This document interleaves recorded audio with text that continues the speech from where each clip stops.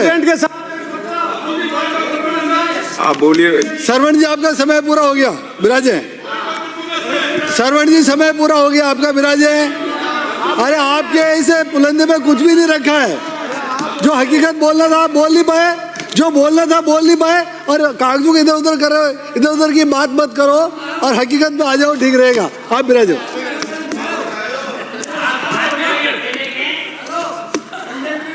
विराजे माननीय सदस्य। अरे विराजो, विराजो। अर्जुन जी जिंगल।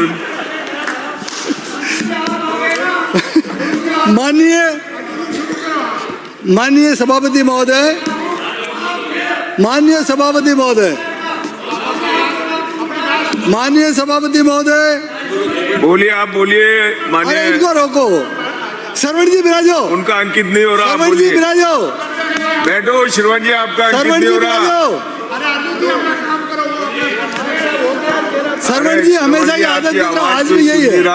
अंकित आपका हो नहीं रहा। अरे विराजो साहब, क्यों फालतू में गला खराब कर रहे हो? विराजो। माननीय सभापति महोदय, आपने महामहिम राज्यपाल महोदय, अरे समझदार इतने व्यक्तियों के श्रीमान हरिभाऊ बागड़े साहब द्वारा पढ़े गए अभिभाषण के समर्थन में अरे श्रवण जी बोलने का अवसर दिया, श्रवण इसके लिए श्रवण जी आपका बहुत बहुत आभार व्यक्त करता हूँ। महामहिम राज्यपाल महोदय ने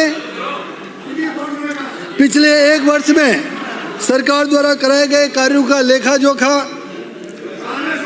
सदन में रखा गया, बैठो ना, पढ़ा गया तथा गौरवशाली राजस्थान की परंपरा को हम सभी मिलकर आगे बढ़ाएं, ऐसी मंशा महामहिम राज्यपाल महोदय ने यहाँ पर रखी। सचेतक महोदय, मैं सभापति महोदय, मैं आपके माध्यम से राजस्थान प्रदेश के यशस्वी मुख्यमंत्री माननीय भजन लाल जी शर्मा द्वारा पिछले 2 वर्षों में कराए गए विकास कार्यों, सामाजिक सरोकार के कार्यों, आम आदमी के जीवन स्तर को ऊंचा करने के कार्य हो, युवाओं को आगे बढ़ाने का कार्य हो, बेरोजगारी को कम करने का कार्य हो, कानून व्यवस्था को सुदृढ़ लागू करने की बात हो, सरकारी नौकरियों में भर्ती की बात हो, हर काम की गारंटी हमारी सरकार ने दी है और हर काम के लिए हमारी सरकार तत्पर है।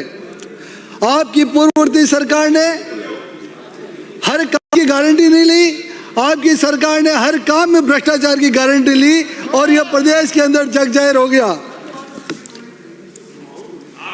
राजस्थान को विकसित राजस्थान बनाने की दिशा में हमारी सरकार लगातार प्रयास कर रही है। माननीय सभापति महोदय, सदन में आने वाले प्रत्येक विधायक की जिम्मेदारी है कि हम सभी मिलकर जाति, धर्म, समुदाय, क्षेत्र विशेष और दलगत राजनीति से ऊपर उठकर राजस्थान के विकास की चर्चा करें। विकसित राजस्थान, विकसित भारत, विकसित राजस्थान के बारे में बात करें।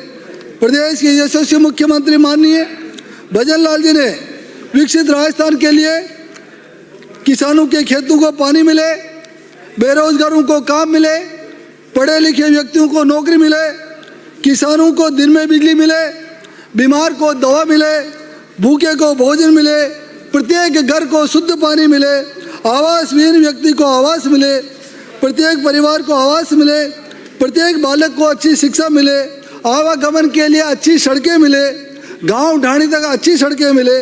ये सपना हमारा है और सबका साथ सबका विकास का संकल्प के साथ राजस्थान प्रदेश यशस्वी मुख्यमंत्री माननीय भजन लाल जी के नेतृत्व में आगे बढ़ रहा है। हमारी सरकार डबल इंजन की सरकार हमेशा आगे बढ़कर के काम कर रही है। माननीय सभापति महोदय, मैं इस अवसर पर मुख्यमंत्री जी के इस छोटे से कालखंड में हमारी सरकार ने सेवा, सुशासन, समर्पण का एक नया अध्याय जोड़ा है। सुशासन, समर्पण, नीतिगत दस्तावेज आपनो राजस्थान, अग्रणी राजस्थान के संकल्पों को प्रतिबद्धता के साथ धरातल पर उतारा जा रहा है। सबका साथ सबका विकास नीति पर चलते हुए हमारी सरकार सबका विश्वास भी हासिल कर रही है। हमारी सरकार की दूरदर्शी सोच के साथ किसानों, युवाओं, महिलाओं, श्रमिकों तथा पिछड़े वंचित वर्ग के कल्याण के लिए ठोस नीति निर्णय किए जा रहे हैं। माननीय सभापति महोदय, युवाओं का भरोसा हमारी सरकार की सबसे बड़ी ताकत है। युवा हमारे पक्ष में रहे, युवाओं के अंदर हमारा भरोसा रहे, सरकार का भरोसा रहे, इसके लिए हम लगातार प्रयास कर रहे हैं। प्रतियोगी परीक्षाओं में पवित्रता और विश्वसनीयता होनी चाहिए। पिछली सरकार में 19 बार पेपर लीक की घटनाओं ने युवाओं के सपनों को तोड़ने का काम किया। हमारी सरकार आने के बाद सभापति महोदय, सरकार ने लगभग 1 लाख बेरोजगार युवाओं को नौकरियां देने का काम किया तथा इस 1 लाख नौकरियां अतिरिक्त देने का कैलेंडर भी जारी किया। 2 वर्षों में एक बार भी पेपर लीक की घटना हमारे मुख्यमंत्री जी के नेतृत्व में नहीं हो सकी और मैं चाहता हूं कि आगे भी इसी प्रकार की विश्वसनीयता भर्ती के अंदर बनी रहेगी। हमारी सरकार के प्रति युवाओं का भरोसा बढ़ा है। आगे भी आने वाली भर्ती परीक्षाओं में शुचिता, पारदर्शिता और निष्पक्षता रखना हमारी सरकार की जिम्मेदारी है। हमारी सरकार आने के बाद पेपर लीक माफियाओं पर लगाम लगी है। सैकड़ों की संख्या में पेपर लीक करने वाले माफियाओं को जेल में डालने का काम किया है। पिछली सरकार में बताऊं क्या नाम बताऊं? अभी बता रहा हूं, रुको आप। पिछली सरकार ने मंत्रियों के रिश्तेदार जो आरपीएससी के अंदर कम नंबर लाए और साक्षात परीक्षा में अधिक नंबर दे करके उनको आरपीएससी में चयन करवाया गया। आप नहीं जान रहे थे, सब जान रहे थे। अधिक नंबर यानी ये गोरख धंधा हमने कर दिया। इसलिए मैं निवेदन करना चाहूं, मगरमच्छ भी पकड़े जाएंगे, चिंता मत करो। माननीय सभापति महोदय, डमी अभ्यर्थियों, फर्जी डिग्रियों व परीक्षा संबंधी अनियमितताओं के मामले में हमारी सरकार ने अब तक 140 एफआईआर, माननीय सदस्य सुनिए, हमारी सरकार आने के बाद 140 एफआईआर दर्ज करवा 420 आरोपियों को जेल में डालने का काम हमारी सरकार ने किया। शिक्षा को भारतीय मूल्यों से जोड़ने के लिए भारत सरकार ने राष्ट्रीय शिक्षा नीति 2020 लागू की। गांव में अच्छी शिक्षा मिले और अच्छे भवन निर्मित हो, इसके लिए पीएम श्री विद्यालयों की स्थापना की जा रही है। हमारे प्रदेश में विद्यार्थी पढ़ने में आगे बढ़े तथा खेलों में भी आगे बढ़े, ऐसा हमारी सरकार का सपना है और इसमें प्रयास कर रहे हैं। हमारी सरकार ने गरीब और जरूरतमंद बच्चों को निजी विद्यालयों में अध्ययन करने के लिए, जो बालक गरीब हैं, गरीब तबके से आते हैं और वो निजी विद्यालयों में नहीं पढ़ सकते हैं, उसके लिए भी हमारी सरकार ने काम किया है। इसी के अंतर्गत 2,47,000 से अधिक बच्चों को हमारी सरकार ने शिक्षा के अधिकार के तहत निजी विद्यालयों के अंदर भर्ती करवाया गया तथा सरकार ने 956 करोड़ रुपए का पुनर्भरण भी फीस देकर के किया गया।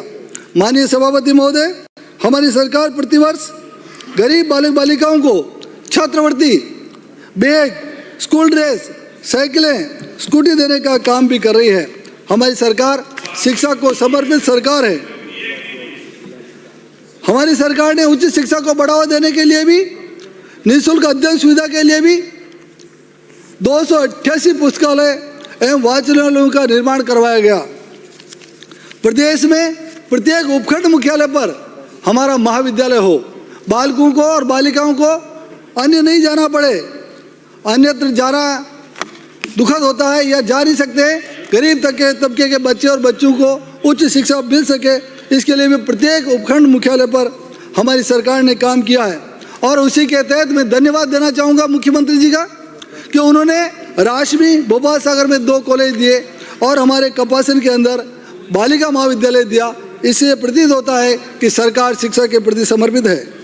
हमारे सभापति महोदय, हमारी सरकार महाविद्यालय खोलती है, उसके साथ भवन का बजट भी देती है, लेकिन पिछली सरकारों में मुझे याद है कि महाविद्यालय तो खोल देती थी, 2-2, 3-3 साल तक भवन बनाने का पता नहीं था और लगातार बच्चों को अन्य जगह पर बैठ करके पढ़ना पड़ता था।